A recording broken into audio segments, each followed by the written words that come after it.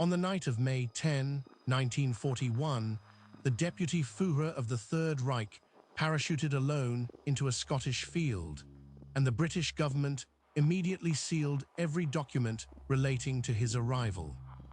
Rudolf Hess was not a peripheral figure. He had signed the Nuremberg Laws. He had stood beside Hitler at Nuremberg rallies, arm raised, voice carrying across hundreds of thousands of people who believed in what he represented. He was, by any measure, the second or third most powerful man in Nazi Germany. And on that Saturday evening, he climbed alone into a Messerschmitt Bf 110 at Augsburg, Bavaria, and flew northwest across the North Sea toward a country his nation was actively bombing. He had no escort. He carried no weapons.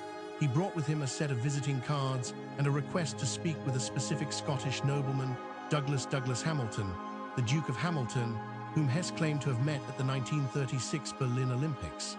Hess parachuted from the aircraft near Eaglesham in Renfrewshire and was found in a field by a local farmer named David McLean.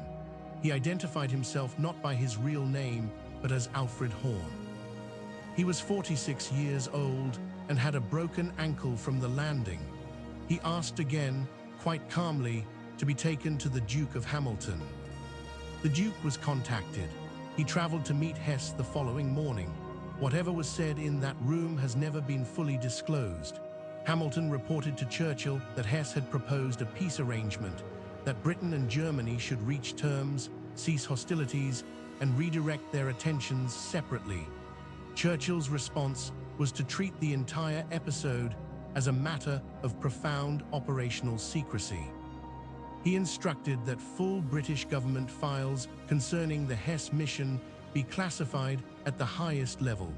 Some of those files were placed under a 100-year restriction. The last significant tranche was not released until 2017. The standard explanation has always been that Hess acted alone, a deluded idealist who had lost his standing within the Nazi hierarchy and convinced himself that he could broker a peace his government neither wanted nor authorized. Hitler, upon learning of the flight, reportedly told aides that Hess had lost his mind. He issued a public statement describing his deputy as suffering from hallucinations. The narrative was convenient for every party involved. Berlin could deny knowledge. London could treat the episode as an embarrassment rather than a negotiation. And Hess himself, who spent the rest of his life in confinement, could be managed as a madman rather than interrogated as a diplomat. But the mechanics of the flight complicate that story. The route Hess took required precise navigational preparation. He had obtained detailed aeronautical maps. He had conducted practice runs. The Bf 110 he flew had been modified with auxiliary fuel tanks, not a standard configuration. This was not a spontaneous act. Someone with access, resources, and institutional support had made it possible.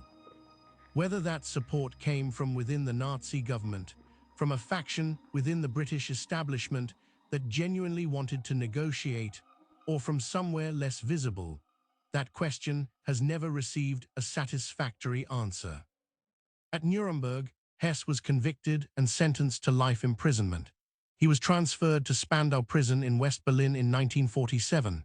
One by one, the other inmates died or were released.